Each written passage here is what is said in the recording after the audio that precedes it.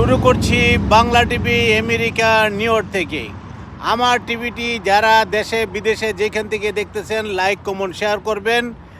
আমাদের নবী রাসূলদের প্রতি যদি কোনো ব্যক্তি বা কোনো বর্বরতা বা কোনো গোষ্ঠী যদি কোনো কিছু বলে, তাহলে আমরা ঘরে বসে থাকতে পারবো না। কারণ কি, আমরা যারা দুনিয়াতে আসছি নবী রাসূলদের মাধ্যমে আমরা এখানে আসছি।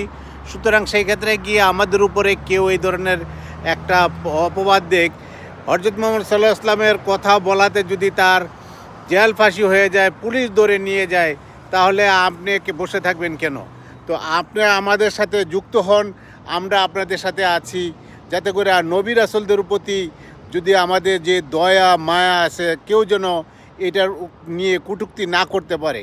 সুতরাং সেই ক্ষেত্রে গিয়ে আমার সাথে আপনারা একত্রিত হন।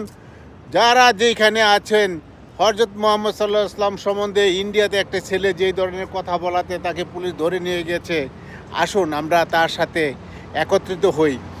যারা মুসলমান এবং যারা আলেম সমাজ আছেন তাদের প্রতি আমার একটা বিশেষ কথা, আপনারা একটু সতর্ক হন, আমাদের পরামর্শ দিন আমরা কি করতে পারি। আপনারা তো ভালো জানেন ইসলাম সম্বন্ধে, সেক্ষেত্রে গিয়ে আমরা আপনাদের পাশে থাকব।